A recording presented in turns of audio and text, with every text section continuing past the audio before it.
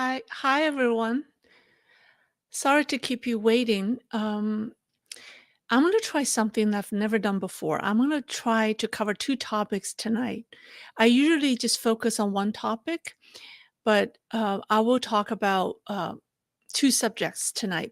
First, I'll give you an update on Angela Chao's death, and then I'll discuss the recent Chinese uh, hacker data dump or data leak. So let's first things first. Let me give you the update on Angela Chao's death because it's really getting more and more. More information has come out, but it's certainly mysterious. I said on Tuesday that her family is covering up her death because more than likely she committed suicide and she died from home. Well, more information has come out, and my speculative analysis was not far off.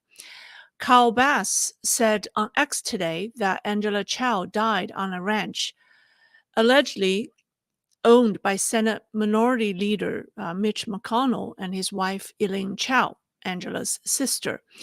Bass said her body didn't receive an autopsy, and the family, according to at the request of the family, and the surveillance video shows Chao going into reverse and aggressively backing over a major obstacle before falling into the pond. Hold on, let me. Oh, sorry, wrong file. I have wrong file selected here. I do have some slides for you. Sorry, low tech. Oh, no slides.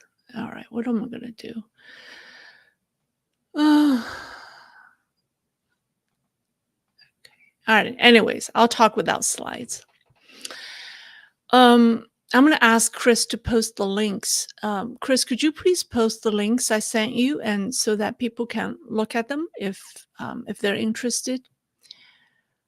Oh, I have no. I need the pictures. I need the pictures. Hold on one second. I do need the pictures. I'm so sorry.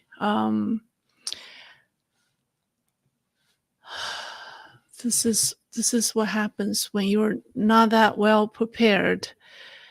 My apologies. I just have my slides. I need to have that renamed to something else. Okay, here we go. Okay, I think here we go.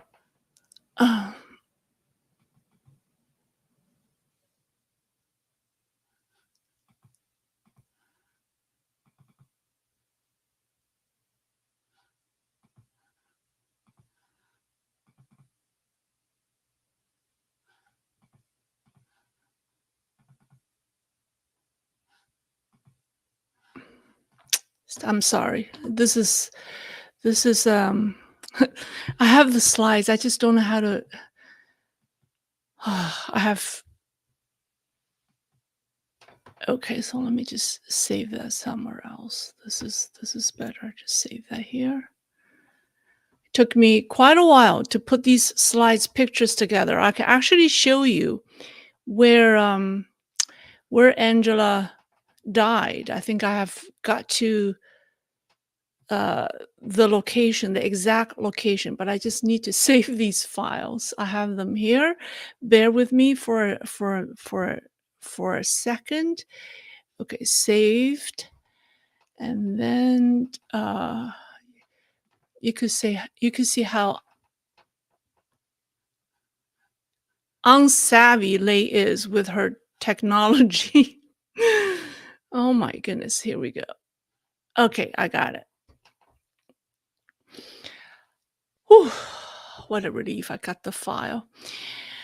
All right, so he said, yeah, she died on Mitch McConnell's ranch, and her body didn't receive an autopsy at the family's request. And a surveillance video showed how she uh, aggressively backed up to the car. I mean, here we go. This is the slides. Backed over an obstacle before falling. And he continued to say that the family had a rule that it was accidental death and had Chao's car delivered back to the family immediately after the suspicious death. And he said a blood test was taken, and a toxicology report is forthcoming. And he said the local law enforcement fumbled these events early on, um, which contributed to the complexity of this case. He also mentioned eyewitnesses. So, and also I saw comments, other people commented, other people from Texas commented under his post that the state police are now the state police in Texas is now involved. And he also mentioned that locals told him that there was a mass layoff of the ranch employees 1 week beforehand, um, when Chao's husband's VC firm was officially designated a Chinese military company by the U.S. Department of Defense. Now, we don't know if Mitch and Elaine live there and Angela was visiting them that night, or Angela actually, and her husband actually live on the ranch. So that we didn't know. But at the end of the posts, Bass said something really stinks here. And he also said there's more here that can be said presently. Okay, so that's really bombshell information, right?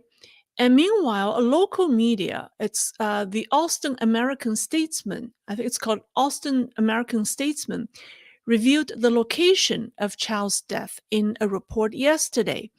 And it said that shortly after midnight on Sunday, February the 11th, EMS responders were called to the 100 block of Schneider Lane in Johnson City. I searched the 100 block, the 100 block of Schneider Lane in Johnson City. They didn't give the exact street address. And I was able to find, so here are Kyle Bass's posts, which you can find on X. And this is what he said. There's more that he, there's more, but he just can't say them presently. So I started to search for the 100 block of Schneider Lane in Johnson City. I was able to find two addresses. One is 198 Schneider Lane, and the other is 101 Schneider Lane. And I marked them on Google Maps. So you see how they are not far off from each other. So if one is 101, the other is 198, and there's really nothing in between. There's no other ranch in between. And then 198 Schneider Lane is called the JW Ranch. And this is the picture on Google Map. And there, if you look at the map, there isn't really any structure. It doesn't look like an existing, maybe it's called the JW Ranch, but without any existing structures. So, or anything nearby. However, 101 Schneider Lane is a $8 million ranch with water access and water view. And here's a aerial view of 101 Schneider Lane on Zillow. And I got some of the pictures for you. And it also has a fishing pound. Do I have a picture of the fishing pound? So this is 101 Schneider Lane. It's listed $8 million. I think this is the fishing pound. Yes, this is the fishing pound. So is this the pond? Pond.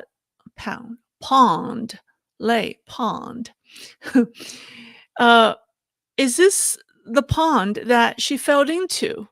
Right? So This is the view, more view, right? So this is the aerial view from Google Map of the ranch, the $8 million ranch. The only ranch with structures that's that belongs to the 100 block on Schneider Lane, that I can find, that has a pond. So is this the ranch that belongs to Mitch McConnell and Elaine Chao? I don't know, but it's the only livable ranch near the location of the rescue. And if Angela died on Mitch McConnell's ranch, what happened before she died? Who she was with? Was Mitch and Elaine there? Was her husband there? Who called the police? Um, was there an argument that resulted in her, you know, her driving her car backward so aggressively? I think these answers may explain why the Chow family is doing everything they can to cover up. It explains why the Chinese media, Caixin, would do Elaine Chao a big favor by lying. And it also explains why Wall Street Journal and CNN would go out of their way to repeat after a fake news coming from China. And it also explains why local officials, the local police in the Blanco County, were so secretive about the case. The Austin American Statesman said that the Blanco County officials have repeatedly declined to provide basic information or records in days since the fatal incident, and the circumstances of the death are unclear. Other than a brief statement on February the 15th, describing the incident as an unfortunate accident, the sheriff's office has declined to provide additional information, um, including any relevant reports requested by the media outlet under the Texas Public Information Act. And the official responsible for making the decision to conduct an autopsy on Chao did not respond to multiple requests for comment from the media. The county spokeswoman said in a statement that investigation is ongoing and records will be released to media once the investigation has concluded. However, an Austin attorney who specializes in Texas open records law and who represents the media, the Statesman, his name is Jim Hamfield, said that the law generally requires the immediate release of the information that media outlet is requesting, including the time, date, location of the incident. That information in most instances should be made public despite an ongoing investigation. However, the law lets a law enforcement agency withhold other types of information if it would interfere with an ongoing investigation. And the lawyer said it's concerning that the Blanco County is not promptly making this information available without any assertion that its release would actually interfere with any investigation. So based on everything I have updated you on, I think either this case is so sensitive uh, and so top secret that the local police is not releasing any information, or it's possible that someone is trying to cover up. Like I said, so that's all I want to tell you about the case. I already did my analysis on Tuesday, and I stand by that. I still believe that the Chao family is trying to cover up the details behind Angela Chao's death, and she, more than likely committed suicide on a family ranch. Okay, so that's all I want to say about topic number one. Now let's talk about the Chinese data dump on GitHub. Okay, do I have a picture? Oh, yeah, I'll talk about that later. I'll show you that later. So recently, a large number of internal documents from the Chinese cybersecurity company, it's called IS00N, but people misspell it as ISOON. It's not ISOON, it's IS00N, but we'll just call it ISOON here. So a large number of their internal documents were leaked, and the leaked documents were anonymously released on the platform GitHub. And the company is a private contractor that provides hacker services to the Chinese government. It's headquartered in Sichuan. Um, its founder, here we go. This is a picture of its founder from a 2011 interview by a Chinese media. This company was founded in China in 2010. Its CEO, his name is Wu Haibo, is an early member of the Green Army, which is China's first hacker extremist group, established in 1997. The company makes money by stealing information from stealing online information and selling it to its clients, I should say.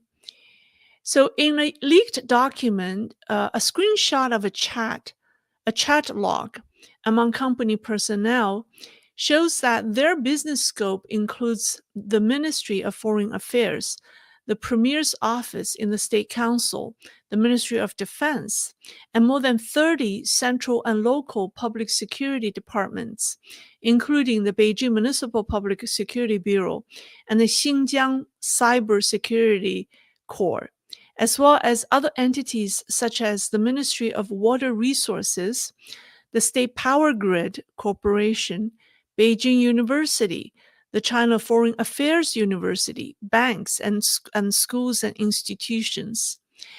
CEO Wu Haibo and his second in command, Chen, they chatted on September 15th, 2020.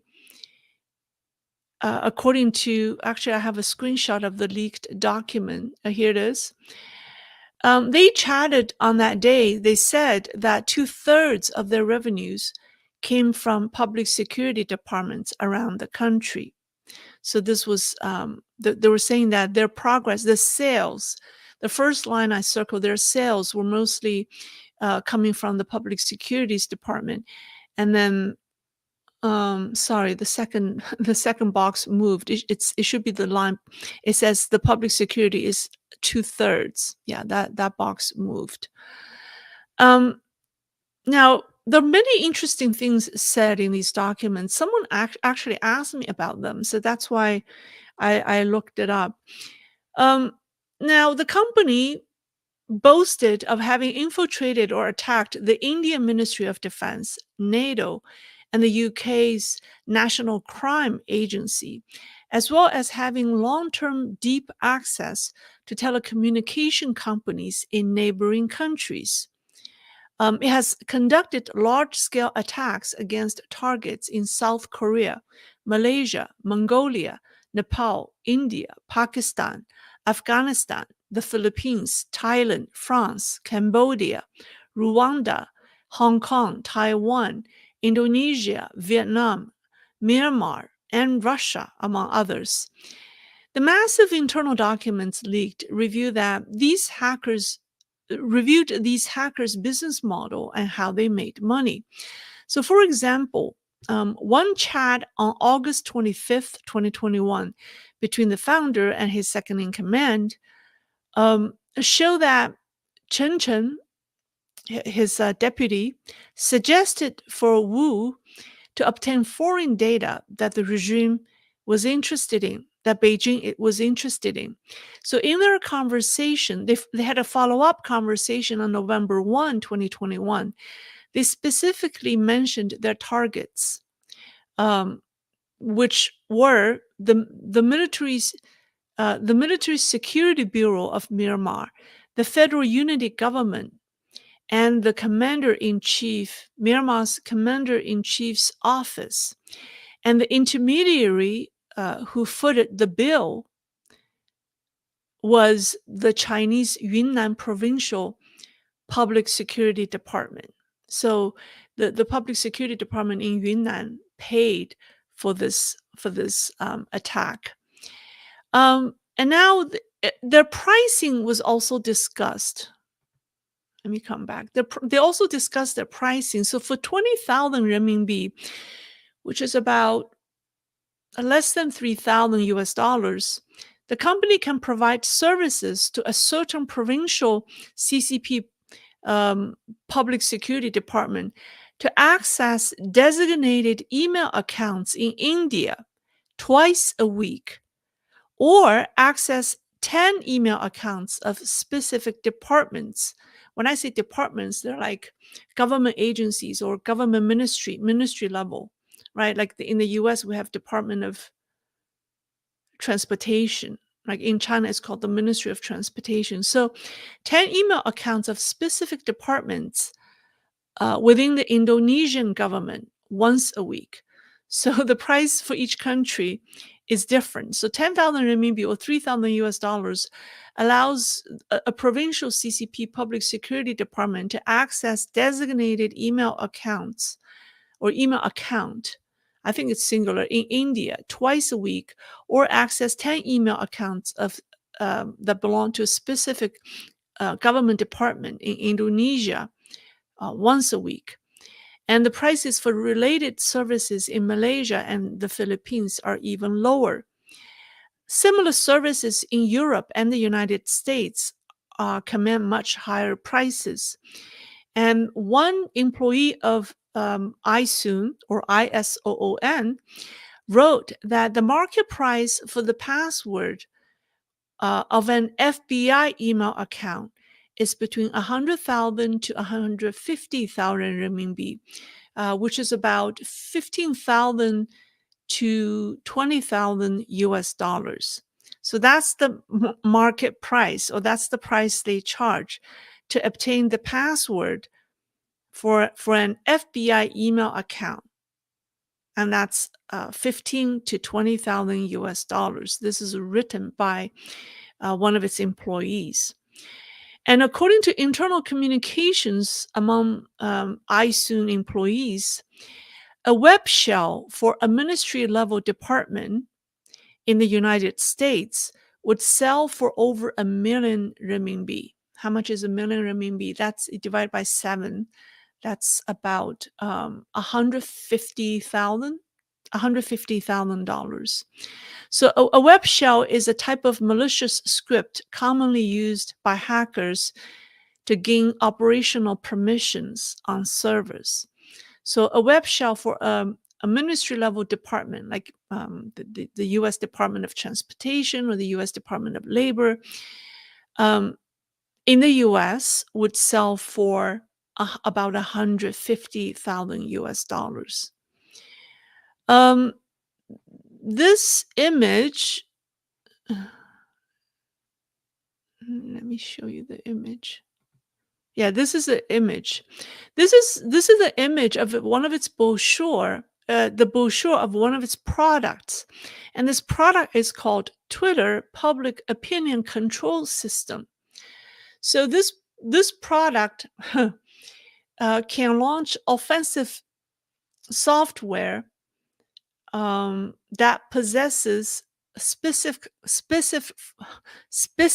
functionalities, such as obtaining the user's Twitter email addresses and phone numbers, and can conduct real-time monitoring of the person's posts and read private messages of that Twitter account on behalf of their clients, in this case, the public security of China.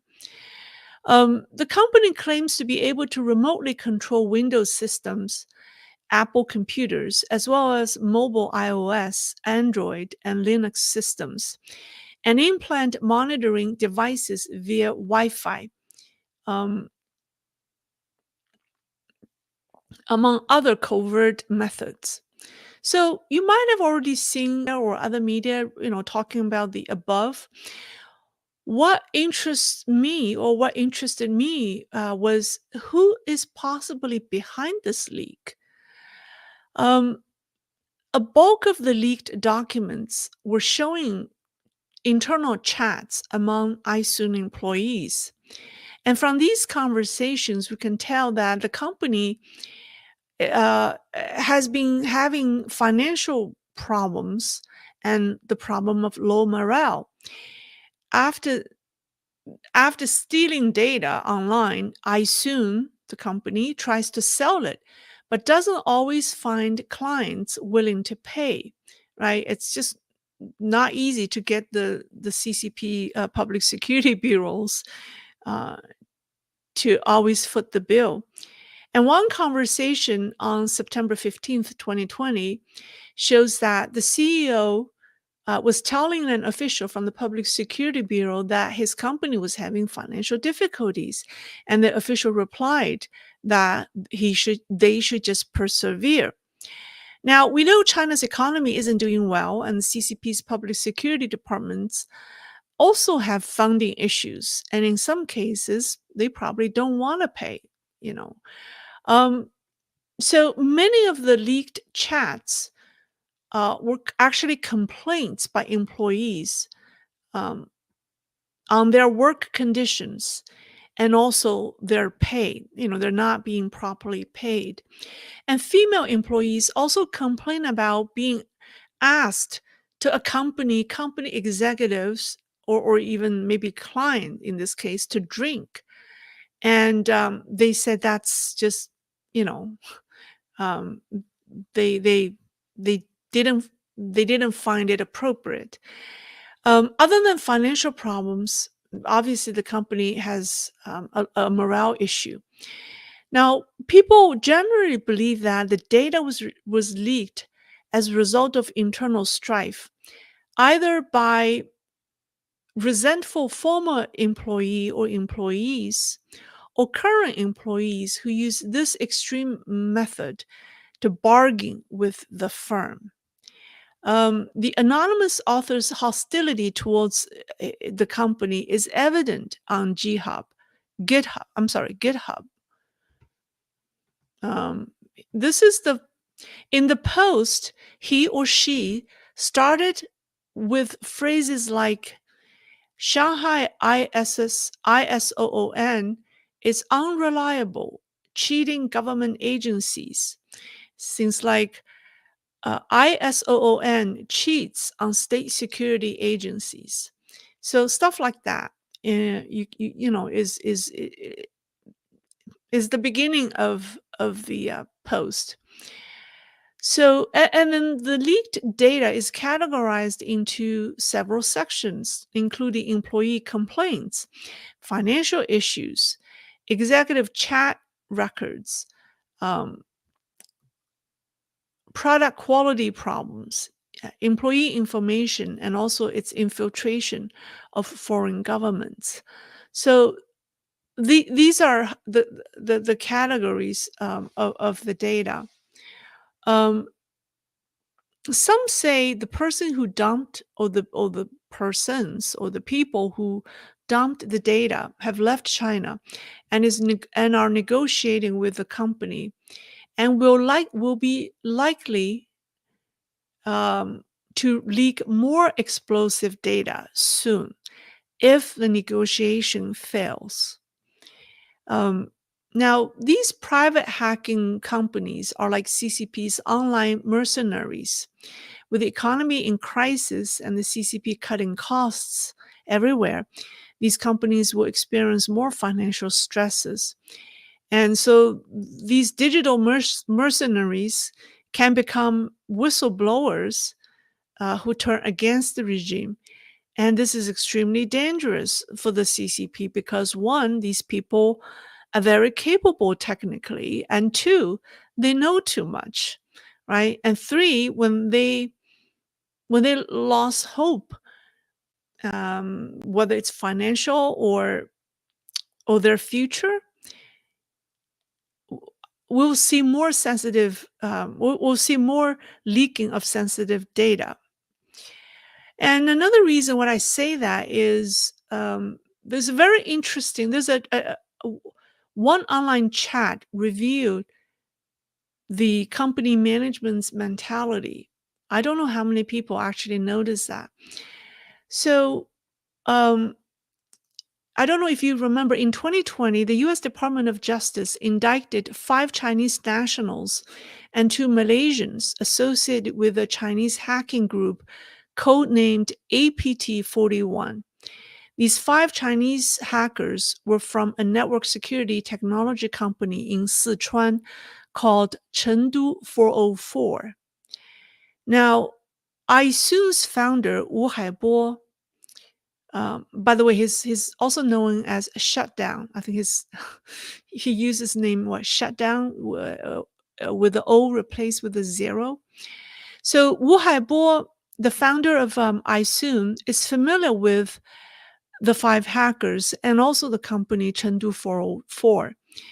In a 2022 chat that's leaked, we discussed whether one day he, they would be indicted by the US government, just like APT 41, with his team. And a senior executive, one of his senior executives asked him if someone with connections to the Chinese security ministry or bureau had disclosed that their company was closely monitored by the United States. And do you know how Wu replied? He said, "It does not matter.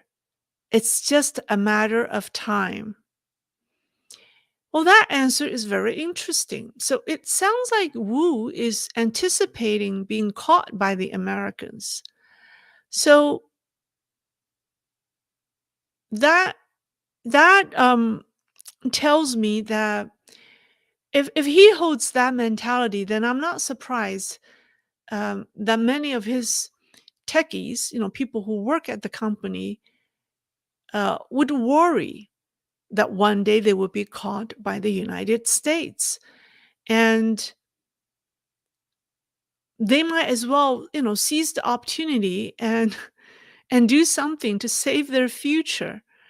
Um, so, so I think if people if these people know that sooner or later they will be caught, and that would be the end of their future, because the CCP will end. So if the CCP ends, and then the US will indict them, as criminals, there's really no future for these people. So it's very likely that these people, get organized to stage an online coup, what I call a digital online coup against the CCP. So one China expert actually commented that these hackers, these hacker companies are actually very, very dangerous to the regime right now, because you don't know what these people would do.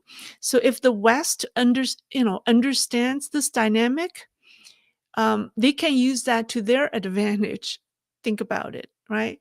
If they really understand, if the West really understands the mentality of these Chinese hackers, then they could turn them around to have them work for them. So that's what people um, that's what people are saying. So maybe more, stay tuned, more will come. Okay, so that's all I will say. It's my first time trying to cover 2 subjects in one live stream. I hope I did not lose you, and sorry for the troubled start because they lost her PPT. But well, thank you. Here's Pooh Bear. uh, Let me get rid of these slides. Let me see if people have questions for me. I will quickly go through the questions. Um, let's see. I go through the super chat questions first. Oh, Brian Cow. Well, thank you, Brian. Thank you. You can tell my schedule has been busy. I didn't even have time to cut off his tag. It's still there. Oh my goodness. All right, let's see. Um, Thank you, Brian. From Will Smith slapping Xi Jinping, an Irish goodbye with Chinese characteristics. P- Possibly. That's a good way to describe it. Thank you, Will. Will Smith. Um,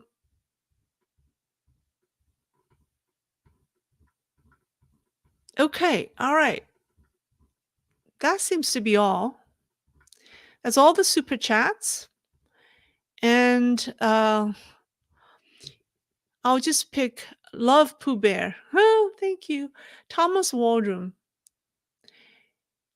Okay. Money is tight in CCP China. When food is scarce, dogs eat dogs. This chaos creates opportunity for US to make a better offer.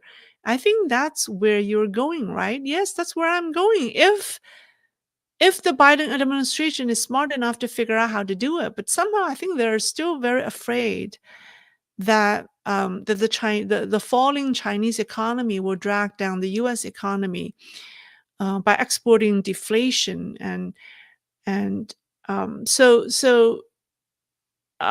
is trying to prevent that from happening before the election. So all right, let's see. Luis Flores. If China didn't show their true colors and keep being the world's manufacturer until 2050, could they have could they have invaded Taiwan and have USA not intervened since they would be of being too powerful? I think that might happen if COVID didn't happen. The world is still blinded, so blinded. I I can't I don't even know how to tell you. For the past 10 years, I have been telling uh, American companies about what China is doing. I'm telling you, they were not listening. Uh, they refused to listen, and anytime you make them aware of CCP's ulterior motives, they think you're anti-China, and these high-ranking executives in multinational companies stop talking to you. You could tell how much the CCP has influenced them. I mean, I have experience of that for over a decade. So everything changed since COVID. But before that, it was no one wants to hear that. Everyone wants to believe that China uh, is going to replace the United States. That's where the money need to go. That's where their investments should go. And I think part of that is that they were being misleaded. The CCP has sent so much, has hired so many PR companies, have done so much publicity work to buy these people's trust and loyalty. I mean, I know that for firsthand. I mean, I don't want to get into that. It was very sad. Thank you, EQV. Thank you. Have a great weekend. Is it already weekend? I don't even know what day it is anymore. I've been working so hard. All right. Okay. I think that's all for tonight. I'm a little tired. I still have more to do before I can actually go to bed. So I'll end it earlier, but I thank you for joining me. Sorry for the rough start, but thank you. All right. I'll see you next time. Bye bye.